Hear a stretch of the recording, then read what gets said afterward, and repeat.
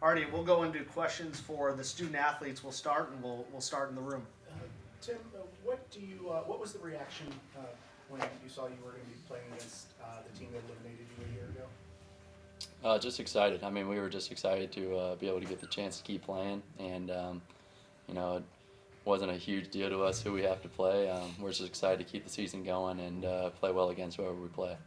What do you remember from that trip, other than the results? They're a good baseball team. They have a good baseball program there, and I think it's they may have lost a couple players that they had last year, but they're still a very good baseball team, and but so are we. So it's going to be a good matchup, and we're excited to play tomorrow. Dylan, what have you seen looking at film or video of Arizona's lineup? What concerns I actually haven't looked yet. I'll actually look tonight while I'm doing it. Do you know anything about them, like from on paper or anything, or? I try not to get too much involved with it. I just want to go out there and just know that my stuff's going to play if I do it right. How nervous was Monday morning? It was pretty nervous-ing.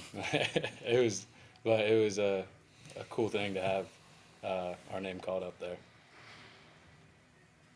Alex? Yeah, for you guys, obviously thrilled to be in the tournament, like you were saying, and that initial, moment I'm sure is sheer joy. And then after that, is there any element of like, man, we were the last team in, like we got to go prove people wrong, or do you not think anything like that? You're just looking forward, if that makes sense. I think for me, and I can speak for most guys, I think we're just excited to get into the tournament, and everybody right now is 0-0.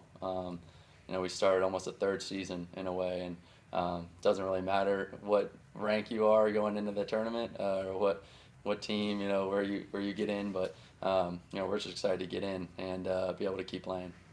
Yeah, 8-3 in your last 11 games. What's been the key for you guys, kind of down the stretch for both of you? Just sticking together, continuing to believe in one another, and have confidence in all of our teammates, knowing that individually, knowing that you can do it no matter who you are, and believing in your teammates and knowing when they get up to the plate or they're throwing the pitch that they're going to do it as well. So just continue to believe each other and not pointing fingers. It can be hard when things are going wrong. It can be easy to point fingers and say, we'll blame it on the pitching, we'll blame it on the hitting, the defense, whatever. But I think what got us out of the hole and helped us to play really well was just continuing to play together, not pointing those fingers, and like I said, just having confidence in everybody. Kind of hit it. Said it all. Yeah.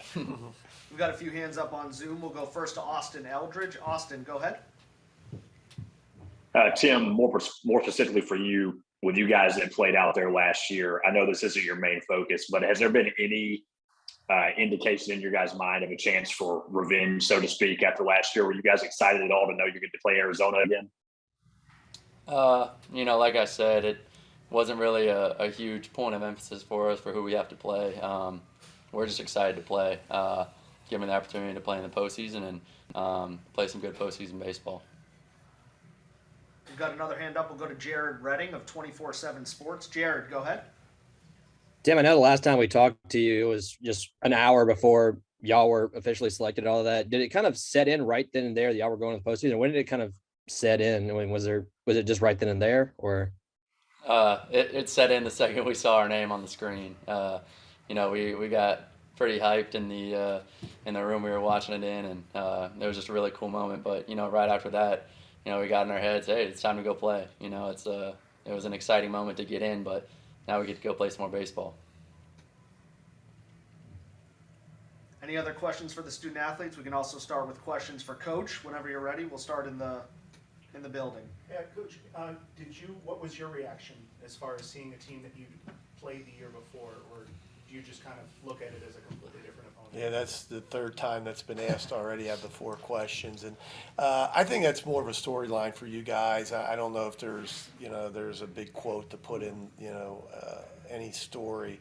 I get the reason that everybody asked the question, but as Tim said, I think we're just excited to play. Ironically, we played the team that we finished the season with last year, and there's probably a little more comfortable in the sense that, or being a little more comfortable when you look at their lineup or when you look at Irvin, the pitcher, guys that you saw last year, and but then also in the back of your mind, you realize they're a year different.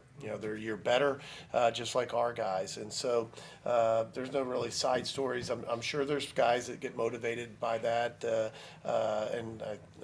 but I think our guys are focused at the task in hand. It's not just you can't just win on Friday. You got to win 3 games here. And so first things first, you got to play Arizona. But I don't think there's any revenge factor out there. Now that we know that the games have been moved up, is there a difference between knowing you have a set time you're going to play as far as compared to, well, we know we're going to play a certain time after the previous game? I think the only time that really becomes a factor is if the first game gets delayed, or if there's an extra innings where you're just sitting around. The good thing about having the noon 7 is you're pretty certain without weather, being a problem, that, you're going to start at 7, or you don't have to wait for the other team. So you can eat when you're supposed to eat. You can take your BP when you're supposed to take your BP. Now there's a little tournament angst to that, right? Where you're taking your BP, but if that game's going fast, we got to make sure that we, get our cleats on, get stretched out. The pitchers, kind of doesn't know the start time. The pitchers count back, from the time that they start to stretch and do all their pregame stuff leading up to the game time. And when you don't really know the game time, but again, they're used to that because of conference tournaments and doubleheaders that they play during the year. So it's not that big of a factor, but it is different. What is it that made Dylan become your number 1 guy, your Friday guy, so to speak, this year? He may not want to hear this, but the truth is, we had tried some guys before, and some guys have failed. Guys, when you look at our rotation, Derek Diamond's the only kind of the lone survivor from the first weekend, and so I don't know how many guys that are where we're at, about to start regional play, when their Friday and Saturday guys weren't even in the rotation. They weren't a closer; they were just a bullpen piece. And to Dylan's credit, when he got inserted there some 5, 6, 7 weeks ago, there was no doubt he was going to go after that. I mean, he's the guy that when you look back, there's a lot of reasons that we got to this point and we're here, but I don't know if there's a bigger one than Dylan, in a sense where he kind of really stabilized things. And even in the weeks where we were losing 2 out of 3, we were winning on Friday. And we won a bunch of Fridays since he's been. I saw a SEC stat page where it was SEC stats only. And he's like right up amongst all the leaders in wins. And he missed he didn't start the first 4 games. Like he only had half the, maybe 60% of the starts of everybody else. And he's right up there with everybody else. So he's, just been a difference maker, I think, in this season. Coach, I'm curious, Tim was talking earlier about it can be hard for teams to stay together and you start pointing fingers, and you guys are able to do that. I saw you nod your head as he was saying that. I'm curious from your vantage point if you could share what you saw that allowed your group to stay together during maybe some tough stretches. I said it several times, over the last few weeks of the season that baseball's a tough game. Playing baseball in the Southeastern Conference is really tough. And when you've hit, a hole where we hit, you're 7-14 at some point where it doesn't look good. A lot of times most teams continue down that hole and just can't get out of it for whatever reason. Sometimes it's like Tim said, it's blaming one another. Sometimes it's just not being good enough. But to their credit, and Tim's the captain and the only 3-year captain we've ever had. But along with some older guys, I think, kept going, kept the ship afloat, and again, never felt the animosity that you hear, or the dissension, or those things that you hear about teams. They let the coach lost the team. A lot of that has to do with the team, right? And those guys just hung together, and I think. As a team, as a staff, as a program, we always felt that we were just one game away from turning this thing around, even when we weren't at our very best, when we were maybe at our lowest point. And that has to do with, the leadership of this team. So, just really proud, that not just Tim, but, a lot of his teammates. Coach, as a follow-up to that, you talked about playing better too. Yeah. And there was a time where I thought we turned the corner and we're playing better baseball. but we weren't having a lot of results. There was a span I mentioned earlier to the guys at ESPN where we had lost 3 weekends in a row to South Carolina State and Arkansas, where we had won on Friday night but lost the next 2 games of the series. So 6 total games in 3 weeks where we could have won any of them, but didn't win any of them.